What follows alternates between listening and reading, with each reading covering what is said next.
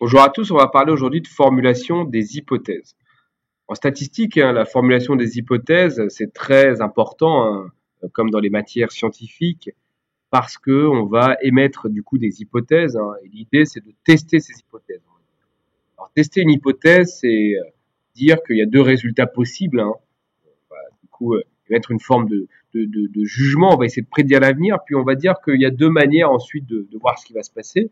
Soit on va réfuter l'hypothèse, c'est-à-dire qu'on va la refuser, la rejeter quelque part, mais réfuter, c'est un peu plus précis. Ça veut dire que on la rejette dans un cas bien précis, qui est le cas de notre analyse de données. Soit on va, à l'inverse, corroborer l'hypothèse, c'est-à-dire qu'on va accepter cette hypothèse, évidemment, dire qu'elle est vérifiée dans le cas testé en particulier, ce qui la rend probable d'un point de vue statistique, mais qui n'en fait pas non plus une vérité. D'accord? Donc attention, on va dire qu'on réfute ou qu'on corrobore une hypothèse.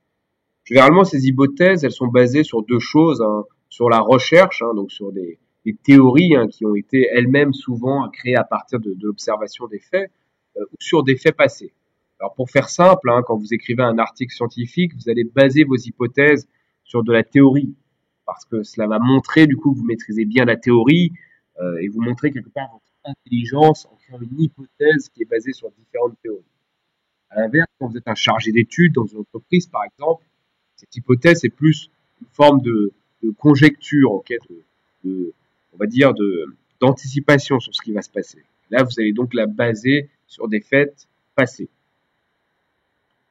On va dire généralement qu'il y a deux hypothèses, une hypothèse nulle H0, où l'idée est assez simple, on va supposer qu'il n'y a pas d'effet d'une variable sur une autre, et puis une hypothèse alternative qu'on appelle H1, qui est l'effet d'une variable sur une autre.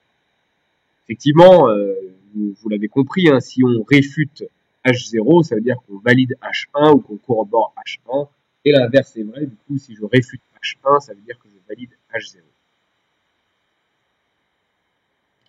Alors, exemple de formulation d'une hypothèse, on peut tout simplement supposer que l'emballage a un impact sur H0, ça sera les intentions d'achat du produit dans l'emballage actuel et dans le nouvel emballage sont identiques. Autrement dit, il n'y a pas d'impact d'une variable sur une autre. Puis notre hypothèse H1 sera la suivante. Les intentions d'achat du produit dans le nouvel emballage sont supérieures aux intentions d'achat du produit. Autrement dit, l'emballage a un impact sur les intentions d'achat.